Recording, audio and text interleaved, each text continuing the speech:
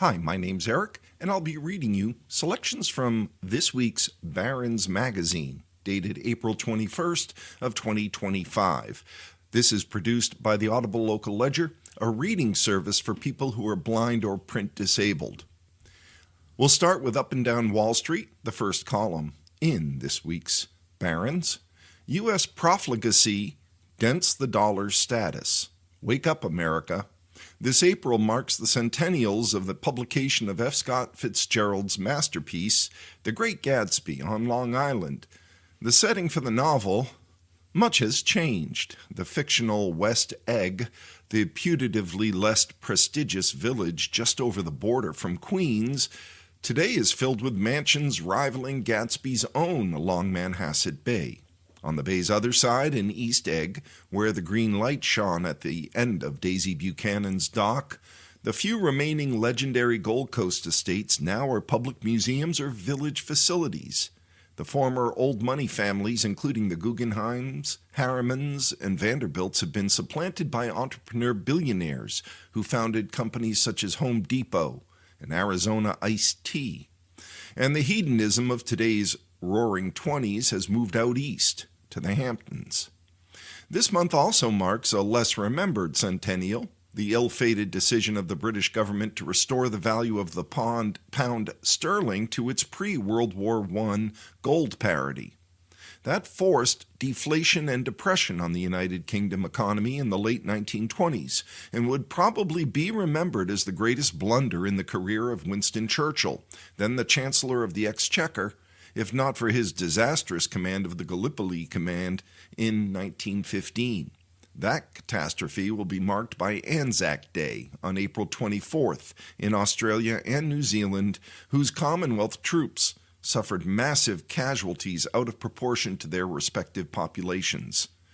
The 1925 decision to restore the pound's parity was favored by the City of London establishment, with economist John Maynard Keynes providing a rare dissent because of the damage he correctly anticipated to the British economy. Sterling would be restored as a major international reserve currency, but its global importance, and that of Great Britain, would never regain their former greatness. The U.S. now may have reached a similar point. The status of the dollar as the world's premier reserve currency is being questioned because of the policy decisions of the Trump administration.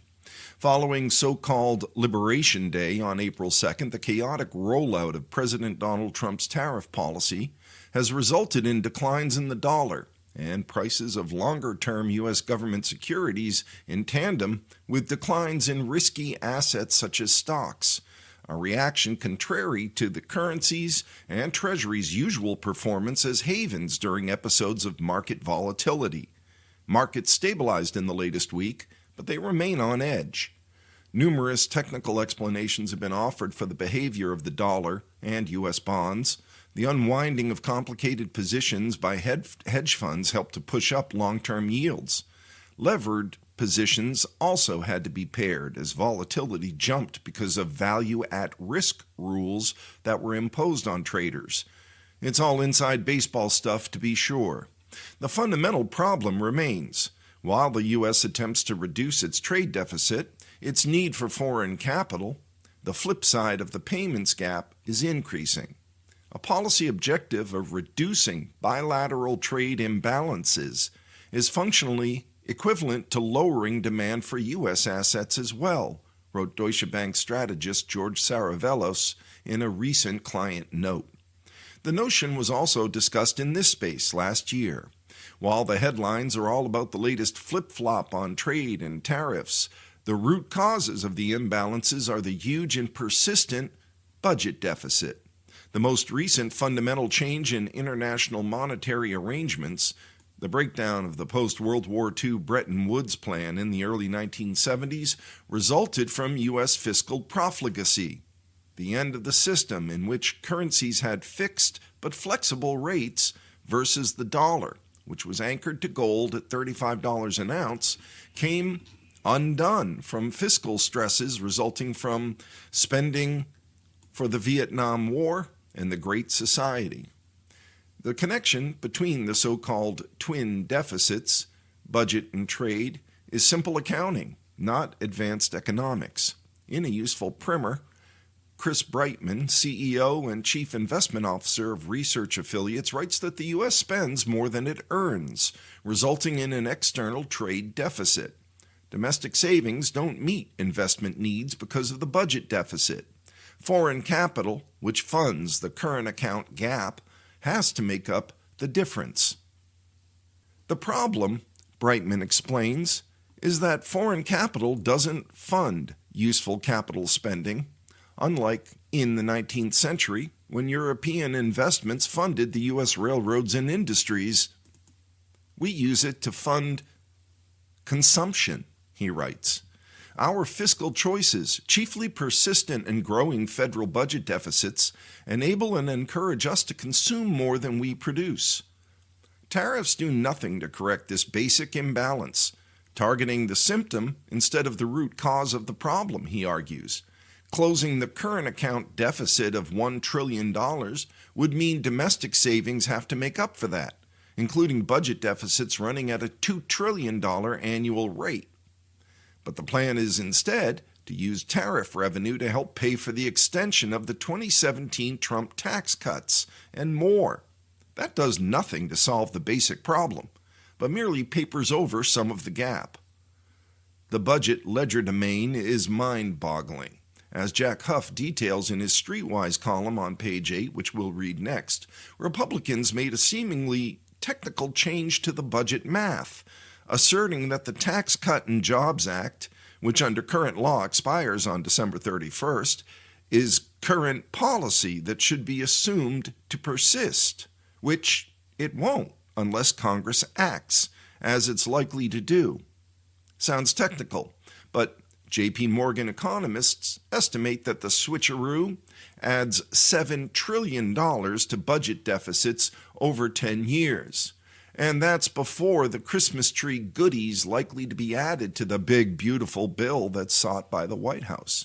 Extending the TCJA plus the extra stuff, such as liberalization of the state and local tax deduction and tax exemptions on tips, overtime, and Social Security payments, further expands the fiscal gap and the need for foreign capital. There's another, less noticed aspect of the U.S. payment situation. Although the U.S. became a debtor nation in the 1980s with more foreign liabilities than assets, Americans actually profited. They garnered higher returns on their overseas investments than foreigners earned on their U.S. investments. And that's changing now, according to BCA research. Investors accepted lower risk-adjusted returns on U.S. liabilities in exchange for perceived safety, especially in treasuries, the firm writes in a recent client note. That safety trade is being undermined by the torrent of tariffs, however. The likely negative supply shock from levies on imports is expected to push up U.S. inflation, which bumps up yields on Treasury notes and bonds. As a result, Treasuries no longer serve as a good hedge against declines in risky assets, such as stocks, writes Freya Beamish of T.S. Lombard. Canceling that insurance protection removes a big reason to own U.S. government securities. The perception of American exceptionalism, a major lure for global capital, has thus diminished. Buying the Magnificent Seven tech stocks means buying greenbacks. Similarly, the greenback was super strong during the dot-com boom at the turn of the century. Since the end of the COVID crisis, the best way for a money manager to perform has been to load up on U.S. stocks, dominated by those tech names. But the widely watched Bank of America Global Fund Manager survey that was released this past week found professional investors voting the opposite way, with a record number of respondents intending to sell U.S. stocks. Ultimately, Beamish writes, there are two ways to undermine the dollar's status as the world's undisputed reserve currency. The first is to deter capital inflows, which may be accomplished by some weird arrangement, such as schemes to force foreign official creditors to exchange their interest-bearing treasury obligations for long-term zero-coupon bonds, so as to reduce Uncle Sam's interest tab. That possibly would address the key under-recognized U.S. fiscal problem. Federal interest expenses have eclipsed both Medicare and military spending. As noted here previously, economic historian Niall Ferguson has written that the demise of great powers has resulted from paying more to service their debt than for the military. Our esteemed former colleague Jim Grant writes that the dominance of the pound also happened to coincide with a long era of British naval supremacy. Now markets hardly notice, Jim adds, that the U.S. Navy right now is playing second fiddle to China in the Pacific. That gap won't be closed by an executive order or money printing, given the shriveling of the U.S. fleet and shipbuilding in recent years, he wrote recently in Grant's Interest Rate Observer. The other way to destroy the dollar, according to Beamish, would be to tamper with the Federal Reserve.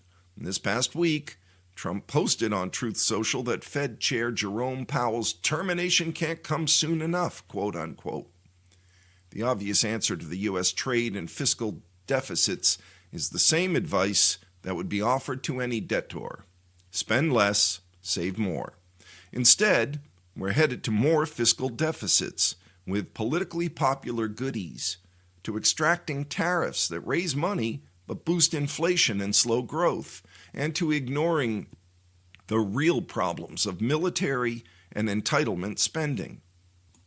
However, rising deficits have gone hand in hand with higher stock prices, as Michael Aroney, chief investment strategist at State Street Global Advisors, wrote. For now, the parties continue among the guests of today's Gatsby's. To paraphrase Fitzgerald, we are careless people willing to smash things up, including the status of the dollar. The next column, in Barrons of April 21st, is the Streetwise column. Taxes, Deficits, and the Weird Mechanics of Reconciliation by Jack Huff. Internal Revenue Service Form 14242 is for whistleblowers who have found a suspected abusive tax avoidance scheme. Can I use it to report Congress? I'd ask the IRS, but it just started a strategic Musk sizing of 30 to 40% of its staff, so don't want to clog up the phones or phone. The scheme I found is an explosive gimmick. I know this because back in February there was a blog post from the Nonpartisan Committee for a Responsible Federal Budget, or CRFB, that spelled out the whole thing, and it used both gimmick and explode in the title. You'd think that would have scared off the perpetrators. Nope, they've gone right on gimmicking, and I'm concerned about the exploding part. There's something called budget reconciliation. It's like panda breeding in that conditions have to be perfect, and most of us don't want too many details. You can use it to push important fiscal legislation through the congressional easy pass lane without getting stalled by a Senate filibuster. It used to be deployed jointly by both parties, but over the past 25 years, it has mostly been used during periods of one-party control. There's also something called the Byrd Rule. It says, among other things, that you can't use reconciliation for anything that permanently raises deficits. I'm starting to wonder if the Byrd Rule is like the Golden Rule, in that it's more of a suggestion. But nope, legislative experts assure me it's an actual rule. In 2017, the Republican-led House and Senate used reconciliations to pass the Tax Cuts and Jobs Act, or TCJA, commonly called the Trump tax cuts. Put aside whether you supported these cuts or not. They weren't fully paid for, which is why some parts of them had to be made temporary. The cuts for individuals largely expire this year. A new reconciliation effort would extend the tax cuts, and the goal is to pass what President Donald Trump has dubbed a big, beautiful bill by Memorial Day, a very tight deadline. Estimating the cost of these things is difficult because tax cuts can spur growth. The Penn-Wharton budget model from the University of Pennsylvania estimates that an extension would mostly have to sunset by 2033. But even so, it would add some $5.1 trillion to primary deficits, or $4.9 trillion after factoring in the economic effects. If the cuts expire, the Congressional Budget Office, or CBO, estimates that higher tax rates would modestly reduce the supply of labor. while smaller deficits would increase private investment, and the offsetting effect would be very small changes to gross domestic product. Let's not get hung up on the details. We'll ignore, for the sake of discussion, that debt held by the public will top 100% of GDP this year, and that by 2055, the CBO estimates, it will hit 156%. Forget that a permanent extension of the TCJA would take it well over 200% by then, according to a recent CBO letter. Look past the disconnect between Elon Musk and his Department of Government Efficiency, who say they've cut spending by $150 billion, and the Wall Street Journal, which calculates a $154 billion spending increase. Either figure is dwarfed by $6.8 trillion in total yearly spending. And while we're at it, forget that nervous investors who have dumped stocks over tariff fears haven't piled into treasuries like usual, but instead have been clutching gold, which is up more than 60% over the past 3 years, in what J.P. Morgan has termed the debasement trade. All of which is to say, let's leave out whether a full TCJA extension on borrowed money is a good idea. It's about how it's extended. The right way is to say, we borrowed a lot for big temporary tax cuts, and we'd like to do it again. The not as right way to say is, we've gotten so used to these big temporary tax cuts that they feel permanent. And if you think about them like that, we're not really borrowing more compared with the baseline. The two approaches are called current law and current policy. Policymakers want to use a current policy baseline for TCJA extension, which could mask the debt impact of deficit-financed cuts, explained J.P. Morgan in a report this week. The CRFB says that this approach will allow an extra $3.4 trillion to $4.6 trillion of deficit increases through fiscal 2034. I'm pretty sure that's the exploding part. But it also says that it will set a dangerous precedent that will allow tens of trillions of dollars in future borrowing. So maybe that's the exploding part. The number one threat to our nation right now is our debt, said House Speaker Mike Johnson early this year. We take that very seriously. Congress has kicked the can down the road for decades and we're out of road. I think it depends on whether we're measuring can miles kicked under road law or road policy, but I'm not an accountant or asphalt layer. It's also not clear yet to me whether the current policy treatment will be permitted under the Senate rules. A future Congress could do the same thing, for example, by providing Medicare for all for less than $3 trillion for 1 year, and then making it permanent without counting the future spending, the CRFB says. To ward off some of the angry emails, I don't belong to a political party. Neither party is blameless on running up debt. What about both sidism, you ask? That's a trick question. I'm pretty sure they say it's wrong, but I think they also say that about whataboutism. Now I forget where I was. Spay and neuter your pets? Speaking of which, I have 2 dogs who have no end of squeaky toys and runaround room. Yet they spend what must add up to a solid minute of each day sniffing each other's rear ends. I can't imagine how that's fun for them, but I'd sooner join them than weigh policy choices by sniffing first for political affiliations. Our big, beautiful bill could do with less sniffing and more plain talk about the path to sustainable prosperity. It's time for the review and preview section. Living with a bad omen. S&P 500 charts this past week signaled a death cross, which can be a bad sign, if not necessarily a disaster. A death cross is a trading term for when a shorter-term moving average crosses over a longer-term moving average. In this instance, the 50-day moving average fell below the 200-day moving average, suggesting a market losing momentum. On Tuesday, the S&P 500's 50-day moving average fell to 57.48. That's below the 200-day moving average of 57.54. This was the first death cross since March of 2022 when the Federal Reserve started raising rates to tame inflation. A month later, the S&P 500 was 5% lower. 6 months later, 7%. The maximum drawdown in that 6-month span was about 12%. The 50-day moving average crossed back above the 200-day in February of 2023. That's known as a golden cross. The S&P 500 was up about 5% a month later and up 9% 6 months later. Stocks never go in a straight line, though. The maximum drawdown over that 6-month span was some 8%. Investors shouldn't overreact.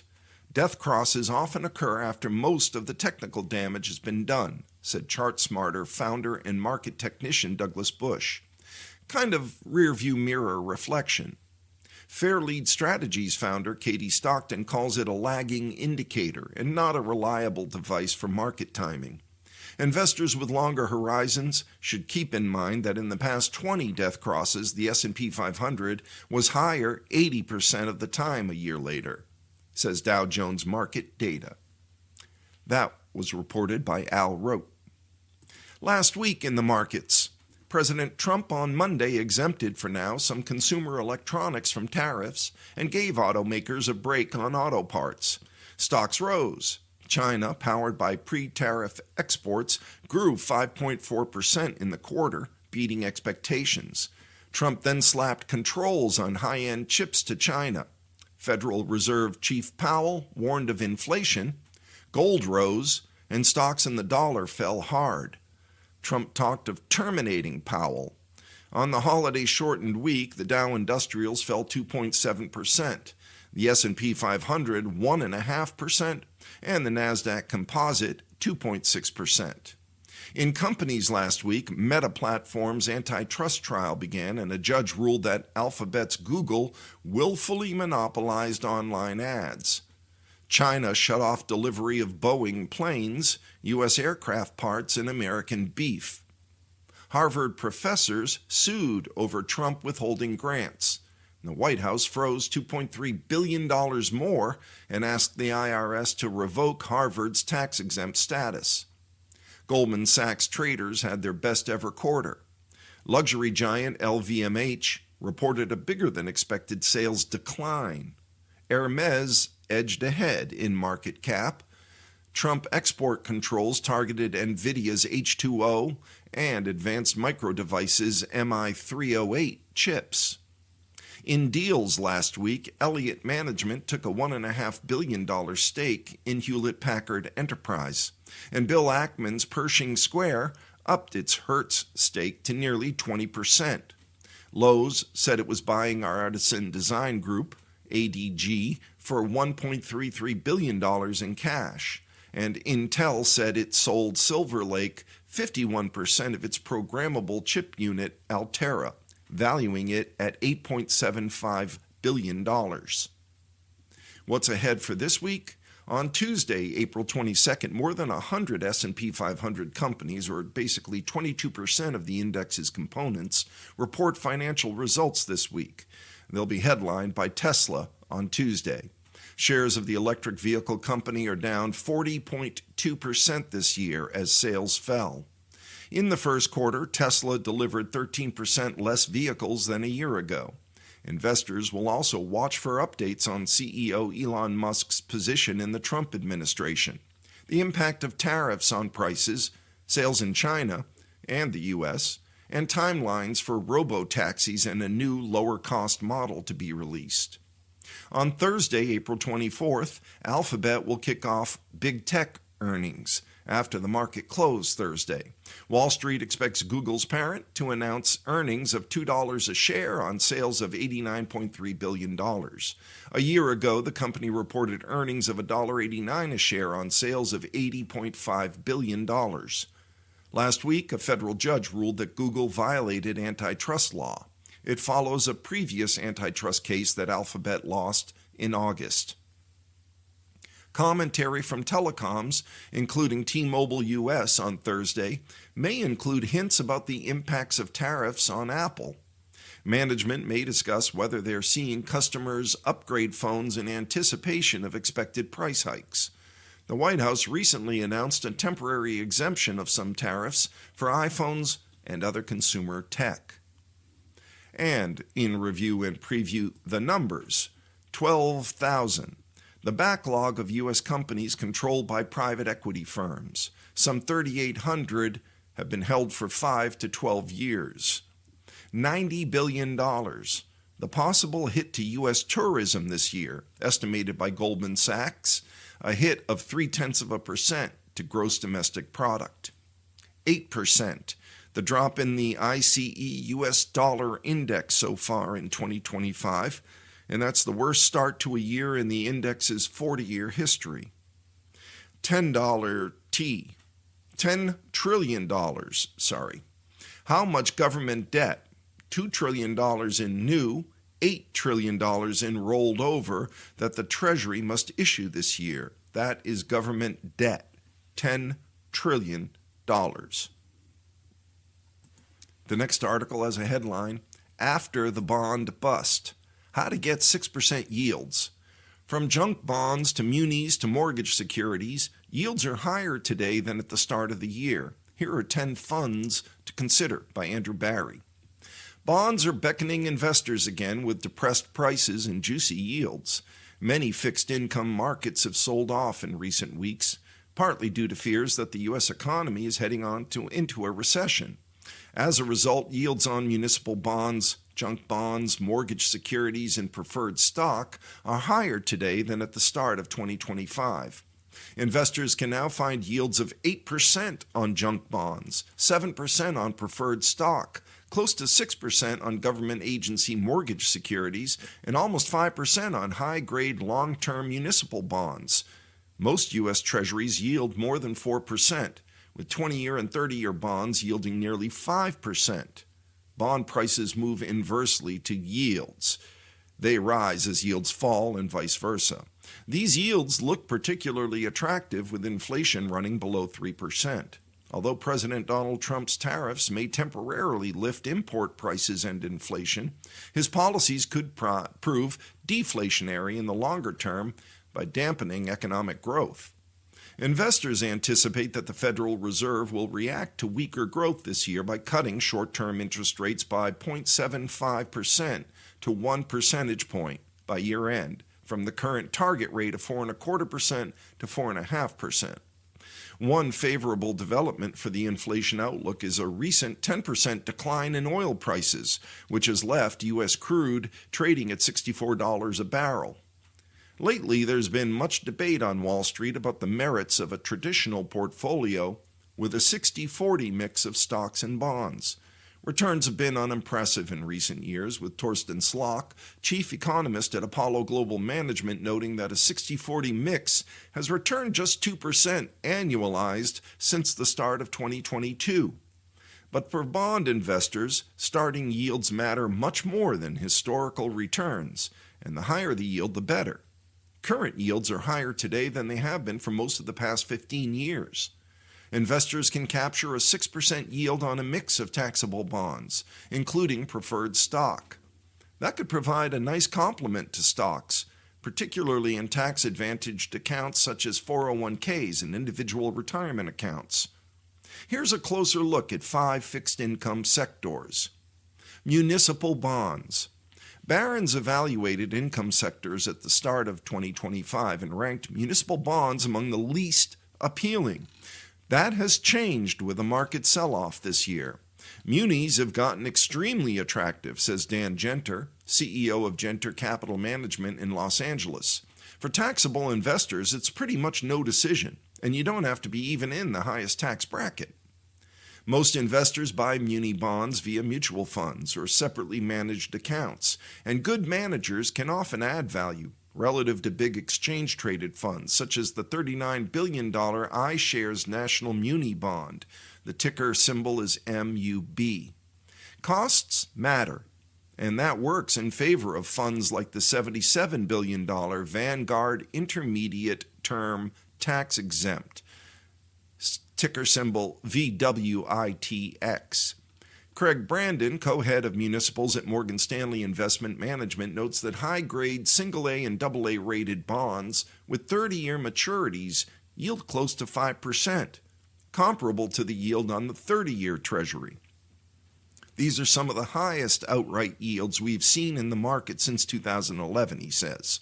Genter says a 4% muni yield is equivalent to about 8% on a fully taxable bond for individuals in top tax brackets in states like New York and California.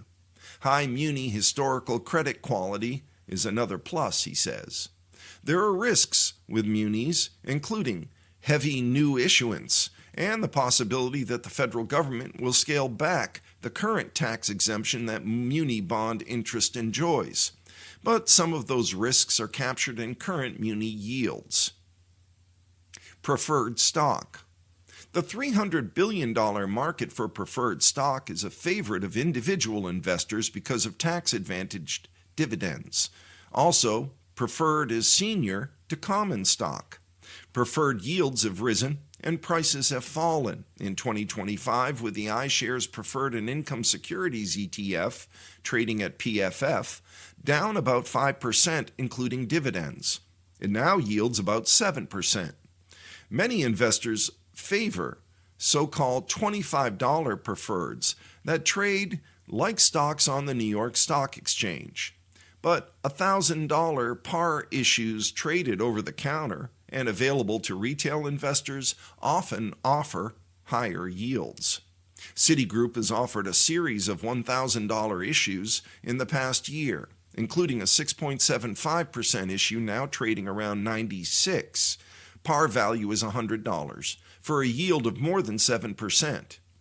Banks are the largest issuers of preferred, and most $25 bank securities, including the Wells Fargo 4.75% issue, yield more than 6%. Among the highest yielding preferred is MicroStrategy's recent 10% issue, ticker symbol STRF, now trading on the NASDAQ around $89 for 11.25% yield. The high yield reflects the lack of conventional earnings at the big Bitcoin holder, but the company, known as Strategy, has plenty of asset coverage for its preferred, offering security to investors. The mortgage securities. The mortgage market deserves more attention from retail investors, given its combination of ample yields and high credit quality. Investors can now get roughly 6% yields on an ETF such as the $2 billion Simplify MBS, trading as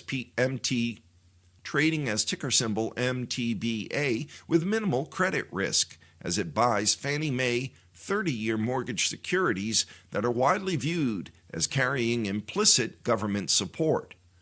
The Simplify ETF's current yield is 2 percentage points higher than the larger $36 billion iShares MBS ETF, trading as ticker symbol MBB, because it owns securities with higher coupon rates of about 5.5%, versus an average of about 3% for MBB. Harley Bassman, the managing partner of Simplify, says investors in the two ETFs face a trade-off. The Simplify ETF has less upside due to the risk that homeowners will pay off the underlying loans if rates fall. The iShares ETF has a lower yield, but more upside due to lower prepayment risk. Longtime mortgage securities manager Jeffrey Gundlach heads the $30 billion double-line total return fund, trading under ticker symbol DBLTX, that invests about half of its assets in agency MBS and the other half in privately issued MBS with more credit risk. The fund yields close to 6%. Junk bonds. There's a little more high, quote-unquote, in the high-yield market now. The yield gap between junk bonds and U.S. Treasury securities has widened to 4 percentage points from just under 3 points at the start of 2025, based on the ICE B of A High Yield Index. There is greater recession and default risk than at year-end due to falling consumer and business confidence and the Trump tariffs. As a result, investors can now get 8% yields in the sector. The largest junk ETF, the $20 billion iShares Broad USD High Yield Corporate Bond, ticker symbol USHY, tracks the B of A index and yields close to 8%, with an annual fee of less than 0.1%. Closed-end funds such as the BlackRock Corporate High Yield, ticker symbol HYT, are yielding about 10%, partly because of leverage equal to nearly 25% of assets. Closed-end funds often have comparable yields to popular private credit funds that buy junk-equivalent loans to small companies. The BlackRock fund carries less risk and leverage and has a liquid portfolio. And finally, what about treasuries? There's been turmoil lately in the normally placid treasury market, fueled by speculation that foreign investors were registering displeasure with Trump's economic policies by dumping treasuries. Another risk is huge U.S. budget deficits, including $1.3 trillion of red ink in the first 6 months of the current fiscal year, ending in September. But treasuries still offer sleep-at-night security, a potential hedge against a weaker economy, and some tax benefits because interest is exempt from state and local taxes. The 30-year Treasury yields 4.8%. Shorter date maturities, such as the 3-year, are close to 4%. ETFs offer a good way to play the sector due to low fees and liquidity. The largest Treasury ETF is the iShares 20-plus year Treasury bond, ticker symbol TLT, with a yield of about 4.5%. Vanguard Intermediate Term Treasury, ticker VGIT, Vanguard Intermediate Term Treasury, has a rock-bottom fee of 0.03% annually, and it yields 4%. Treasury inflation-protected securities, or TIPS, are a good complement to regular treasuries. The inflation break-even is relatively low at about 2.25%, meaning that if prices rise by more than 2.25% annually over the life of the bonds, investors will do better with TIPS than regular treasuries. Big ETFs include iShares TIPS bond, ticker symbol TIP, with a 7-year average maturity, and iShares 0 to 5-year TIPS bond, ticker symbol STIP, with a 2-year average maturity. Given higher yields throughout the bond market, now's a decent time to consider adding fixed income to portfolios. The next headline, buckle up for a pipeline battle. President Trump is pushing for a new natural gas pipeline in the Northeast. Opponents call it a serious threat to state sovereignty, by Avi Salzman and Laura Sanicola. A conflict over a proposed 124-mile natural gas pipeline from Pennsylvania to upstate New York is shaping up to be one of the most consequential energy battles in the early days of the Trump administration. In a country with more than 2 million miles of oil and gas pipelines, the Constitution pipeline would be little more than a stub. But it's become a high-profile battleground in the Trump administration's broader war on environmental regulation, pitting the White House against governors, landowners, and courts across the Northeast. As President Donald Trump tells it, the pipeline makes simple business sense. More gas supplies will lead to lower heating and electricity prices for consumers in a region famous for high energy cost. But it's also a test case for a much broader theory, that the federal government can override state policies in the interest of achieving national goals like drill, baby, drill. To do that, Trump is coming after state laws that limit fossil fuels to slow climate change. In an executive order earlier this year, the president directed Attorney General Pam Bondi to halt enforcement of state climate change laws that she deems unconstitutional. He said that his administration will take legal action against state and local policies that discriminate against energy producers from other states. The Constitution pipeline could be the physical manifestation of that idea, pumping fossil fuels into a region that had vowed to phase them out. It would run from the gas-rich Marcellus shale fields of Pennsylvania to population-dense regions of the Northeast. At Albany, New York, it would connect to new networks extending into New England. For years, natural gas producers have been hoping for something like this, and they almost got their wish. Pipeline giant Williams Companies and 3 partners first proposed the Constitution in 2012, and they won federal approval in 2014. The developers even began site work, chopping down maple trees in Pennsylvania to make way. But the project got bogged down in a fight over water permits in New York, and they abandoned it in 2020, writing off more than $300 million in expenses. This time will be different, Trump told reporters recently in the Oval Office. It's now going to happen. He plans to barrel ahead regardless of opposition. If states reject the idea, he said that the federal government could push the pipeline project forward on its own. We're going to get this done, and once we start construction, we're looking at anywhere from 9 to 12 months, if you can believe it, Trump said. Chris Wright, Trump's Secretary of Energy, says he thinks that construction could start this year. Just how the administration could fast-track the pipeline remains a mystery. The court fights alone would invariably stretch for months. The White House didn't respond to questions about the details. Regardless of the pipeline's practicality, Trump's language has alarmed people who had hoped that states could lead the climate change fight at a time when the federal government has abandoned the cause. The pipeline push has become a serious threat to state sovereignty, wrote 233 environmental and community organizations in a letter to 9 Northeast governors this week. The environmentalists have some reason to worry beyond Trump's warnings. Governors in New York and New England are under pressure to lower energy prices, and new pipelines could be one solution. Northeastern states don't have their own gas reserves, so they rely on 6 pipeline systems that bring gas from Appalachia, the Gulf Coast, and Canada. Several of those pipelines are operating at or near 100% capacity, meaning they can't ramp up to deliver more to customers when demand rises. On a handful of very cold days each year when natural gas use spikes, states are forced to import it from other countries by ship or switch their electricity generation to expensive, dirtier-burning oil. The lack of supply is one reason that New England pays about 60% more for electricity than the U.S. average of 16 cents per kilowatt hour. Northeastern households that use gas for heat spend nearly 30% more than the national average during the winter, even more than Midwesterners who face more cold weather, according to government estimates.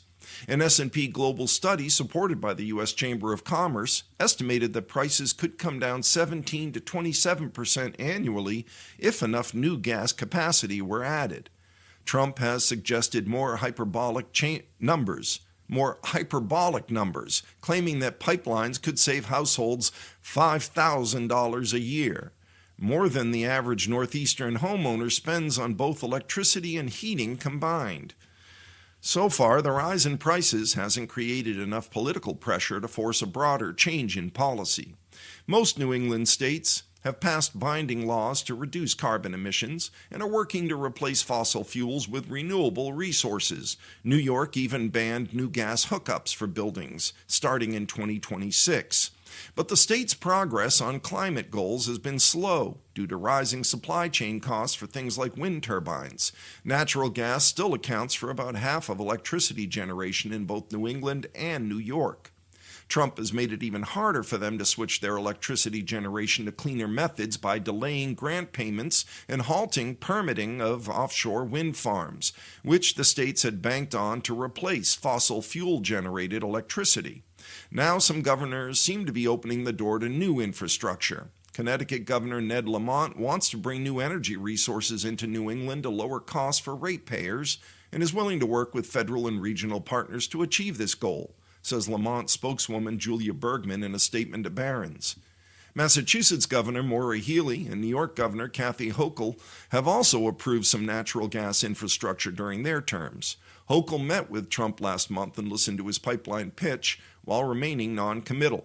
Healey says she'll review any energy proposals through the lens of whether they would lower costs and move us toward energy independence. Still, approving a pipeline would be a major turnaround for her. While campaigning for governor in 2022, Healey celebrated the fact that I stopped 2 gas pipelines from coming into this state. As Attorney General, she commissioned a study that said no new pipelines were needed in Massachusetts. Technically, the Constitution pipeline only needs approval in New York, but from a practical perspective, the developers would want a wider buy-in from New England states. The 2 pipelines that would connect to the Constitution are full, meaning that there's nowhere for the gas to go once it arrives outside Albany.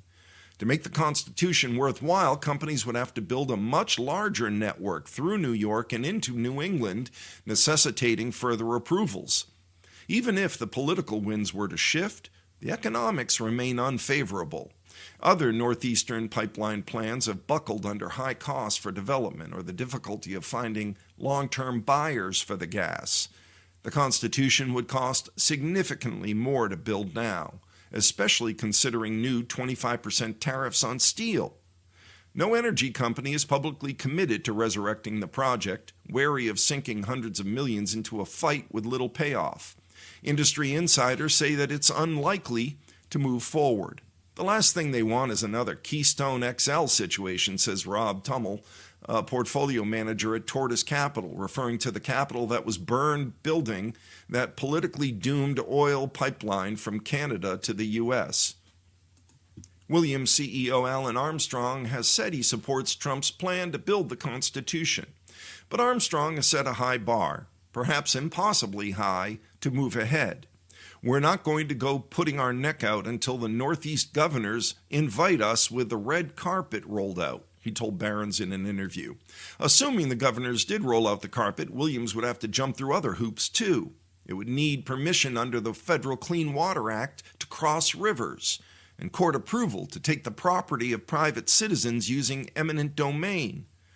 Trump might bust through some of those barriers, but not all of them. People are still allowed to fight for their own land.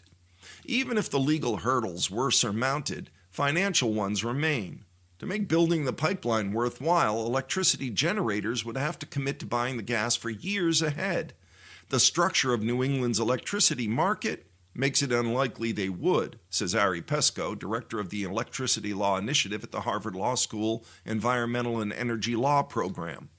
Generators typically purchase gas through short-term contracts in a competitive, deregulated auction market, not long-term deals that would justify the investment in a multi-billion-dollar pipeline. Their business model is short-term, so they're not willing to sign one of those long-term contracts with a pipeline, Pesco says. Natural gas prices have been volatile, and pipeline developers are increasingly cautious about committing capital without guaranteed demand. In the past year, U.S. benchmark natural gas prices have risen 85%, a swing that's sure to show up in electricity and heating bills. Renewable energy infrastructure is cheaper to build out and maintain than oil and gas infrastructure, and it isn't subject to many of the same challenges. Gas price volatility, outdated infrastructure, cleanup costs that come with pipelines, said Alex Dome, a spokesman for Food and Water Watch, an environmental group opposed to new pipelines. Projects like these only serve to delay that transition. If it's successful this time, the pipeline would be a boon for natural gas producers in Pennsylvania, such as Expand Energy and Coterra Energy. But for now, gas producers have shown few signs of preparing for a new pipeline. Northeastern Pennsylvania, where the natural gas would be piped from, has just 4 natural gas rigs operating today. That's down from a peak of 77, says John Abel, senior natural gas analyst at consultancy RBN Energy. It seems like producers are pretty bearish on the region overall, Abel says. I would assume they would be producing more if they thought the Constitution pipeline was going to start being built in the next year. Without political will, public demand, or market guarantees, the Constitution pipeline remains a project in search of a purpose. Nonetheless, environmentalists are taking seriously the prospect that it may get resurrected 5 years after they thought they had vanquished it for good. Anne Marie Gardy, a lawyer who represented landowners threatened by eminent domain in the first fight over Constitution, is back at the lead of the fight. We're going to be ready, Constitution pipeline, we're going to be ready for them, she says. And now we will move to the cover story, which has a title, The War on University Endowments. Under attack from Washington and pressured by private market investments, Harvard and other elite schools could be facing an existential threat. What the future holds. This is written by Andy Serwer and Abby Schultz. Managing a large university endowment used to be a plum sort of job, stressful at times, but with all of the trappings that accompany a top position at the academy, and yet mostly free of the Klieg-like glare that shines on the school president's office. Now, though, like so many facets of academia, the business of overseeing an endowment has changed markedly. What used to be a complex enough job of managing millions or even tens of billions of dollars across the vast game board of the capital markets has recently become a match of three-dimensional chess waged against a shifting cast of adversaries. Consider the case of N.P. Narvekar, CEO of Harvard Management Dollar Endowment. Already had his hands full reconfiguring HMC's portfolio, reducing its allocations to real estate and natural resources, and increasing its stakes in private equity in an attempt to revive the endowment's sub-peer performance, when all of a sudden politics hit. Let us count the ways. For starters, Harvard, and by extension Narvekar, have been assailed by Students for Justice in Palestine and their allies who've called on the university to divest from investments in Israel, while at the same time they've been besieged by conservative activists like Christopher Rufo, who accuse universities like Harvard of padding their endowments with federal grants while spreading what they call far-left ideology. In February of 2024, Narvekar, along with Harvard Corp senior fellow Penny Pritzker and President Alan Garber, received a subpoena from the House Committee on Education and the Workforce related to an investigation into Harvard's handling of on-campus anti-Semitism, which is still outstanding. Harvard's endowment has seen a plunge in fundraising, with the Harvard Crimson reporting last fall that philanthropic contributions fell by 14% in fiscal year 2024, as several billionaire donors publicly severed ties with Harvard over its response to campus anti-Semitism. But all of that pales in comparison to what unfolded this past week, with Harvard refusing to accept demands by the Trump administration that it be allowed to wade into the management of the university. And in response, the administration freezing some $2.2 billion in multi-year grants to Harvard. The federal government grants billions more in funding to the school, which it might also hold back. And then there are also tens of millions of dollars that Harvard receives from other government agencies, including the Education Department and the National Institutes of Health, that have already been cut and or are at risk. And as if that weren't enough, there's also a proposed hike in the federal tax that Harvard's and other large endowments pay, which is likely to be jacked up significantly. In addition, the Trump administration has requested that the IRS start the process of revoking Harvard's tax-exempt status, according to the Wall Street Journal. Beyond that, there are a number of tertiary effects buffeting colleges and universities right now. Now, all of this slashing and burning is dramatically altering Harvard's profit and loss statement, and it raises questions about the investment strategy at the endowment. One idea, floated by no less than former President Barack Obama and former Harvard president and current faculty member Larry Summers, is for universities to shore up their budgets by dipping into their endowments. HMC suggests that some $15 billion is available for that purpose. While Harvard's and Narvekar's circumstances may be more complicated than what other schools are facing, endowments and economic models are under pressure from these same forces at universities across the country. A swath of private institutions as diverse as University Notre Dame, Rice University, and Washington and Lee University face tens of millions of dollars of tax increases on their endowments. Public schools like University of Texas, Michigan State, and the University of Utah, though their multi-billion endowments are shielded from taxes, might be hit by tens of millions in federal funding cuts, according to a new report in the Chronicle of Higher Education that analyzed 77 potentially affected colleges and universities. The study's startling conclusion is that these schools collectively are on the hook for almost $10 billion in additional annual costs. I think it is literally an existential threat, says Scott Buck, chairman of the Wall Street firm Greenhill and a former chair of the University of Pennsylvania's Board of Trustees. All of a sudden, the school needs $1 billion more. How are you going to get that? The Chronicle of Higher Education estimates that higher taxes and funding cuts could cost Penn nearly $420 million annually, or $16,000 per student. Boak, B-O-K is his spelling, whose new book, Surviving Wall Street, details the tumultuous ending to his tenure as Penn's chair, stresses that the risks to student aid, jobs, scientific and national security research, and to the university's giant Penn Medicine hospital system are quite real.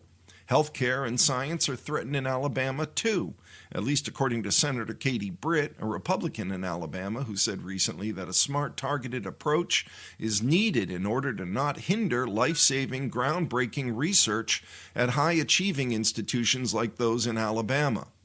Britt was referring to the fact that the University of Alabama at Birmingham, the state's largest employer, has received over $1 billion in NIH funding, which is subject to potential reductions. Universities concerned about the financial effect of funding freezes, but those who are unwilling to address rising anti-Semitism on their campuses should consider slashing out-of-control administrative bloat, White House spokesperson Kush Desai told Barrons. What are endowments heads doing right now to steel themselves for this great lowering of the boom? Modeling and praying, says the chief investment officer of a multi-billion-dollar endowment at a school that's been targeted by Washington and faces a potential tax increase. To be clear, it isn't this CIO or Harvard's Narvikar who decides how their institutions respond to Washington, or even if their endowment payout ratios would change. Those are decisions of the school's president and its board. The endowment head is essentially a money manager with one client. But the implementation of any strategic shifts falls squarely within their remit. The people who run endowments from the big universities are used to running them on a very long-term basis, says Boak. What has to be making them give a little more thought than usual is that this is not a market event. We're talking about a political shift in the relationship between the government and universities. I'd suspect that they're probably thinking about how we can come up with several hundreds of millions of dollars in taxes next year. Harvard, for instance, currently pays $40 to $50 million a year in federal tax on net investment income. If the tax goes to 14% from its current 1.4%, you're talking about $400 to $500 million. The nation's 4,000 or so colleges and universities are a heterogeneous lot, from tiny community colleges to the so-called RI research institutions, or R1 research institutions, with world-class research labs, hospitals, engineering schools, and hundreds of international students. Comparing them, even those with endowments, on an apples-to-apples basis is tricky.